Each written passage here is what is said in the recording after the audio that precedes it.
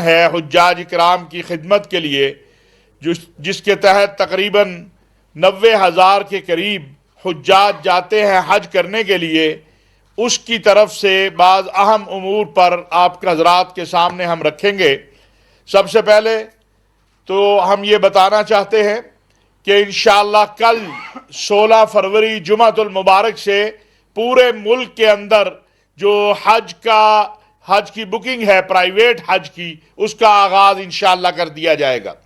اس سال چونکہ سعودی عرب کی حکومت نے جو انتظامات کا کام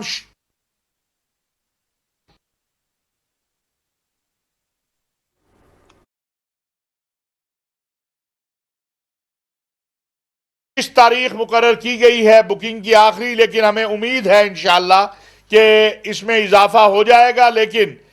کل سے 16 فروری سے 25 فروری تک حجاج کرام جو پرائیویٹ پاکستان سے گروپوں کے ساتھ حج کرنا چاہتے ہیں،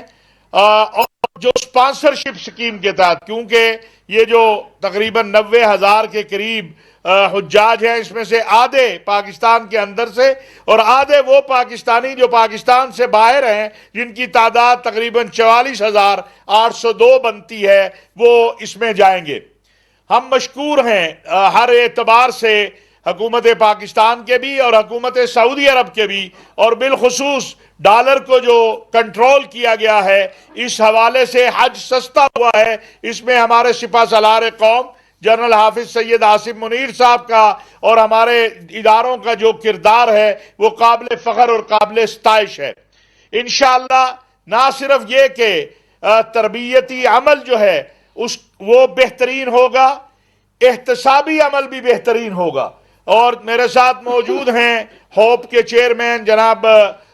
جمال ترکی صاحب، وائس چیئرمین جناب ثناء اللہ صاحب، اور باقی تمام حضرات جو ہیں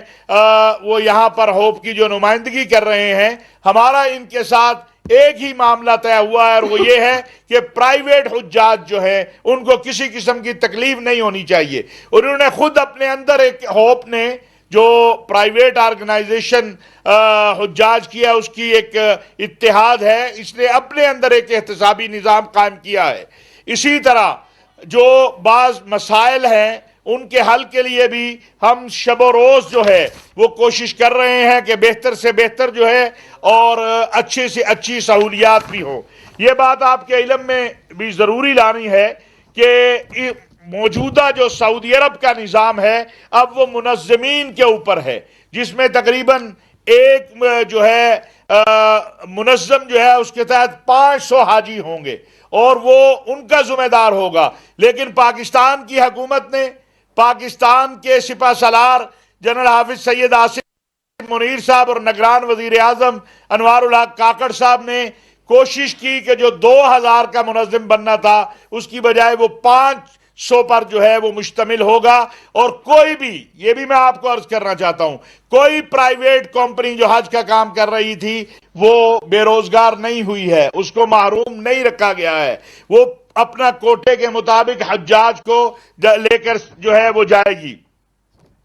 اسی طرح میں یہ بھی گزارش کرنا چاہتا ہوں کہ اوورسیز حجاج اکرام جو ہیں وہ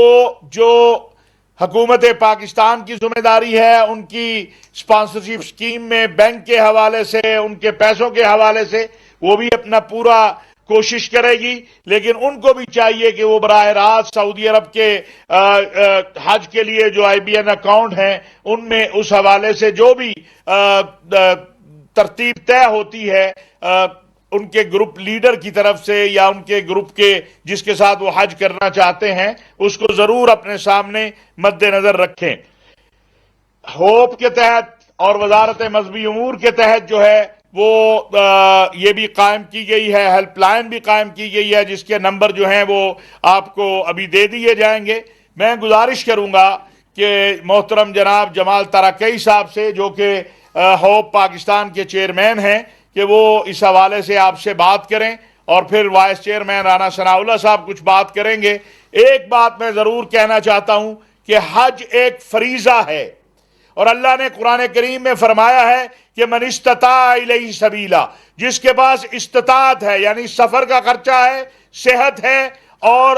وہ ویزا ہے، انتظامات ہیں، اس کو جانا ہوگا. اگر نہیں جاتا تو بڑی سخت وعید ہے کہ وَمَنْ كَفَرَ فَإِنَّ اللَّهَ غَنِيٌّ عَنِ الْعَالَمِينَ. اور اگر کسی نے اس کے باوجود اللہ نے اس کو استطاعت دی ہے اور اس نے حج نہیں کیا تو پھر اللہ کو بھی اس کی ضرورت نہیں ہے، وہ ناشکروں میں لکھا جائے گا. ایک بات اور بھی کہنا چاہتا ہوں کہ اگرچہ سرکاری سکیم اور پرائیویٹ سکیم اس میں مختلف پیکیجز ہیں، لیکن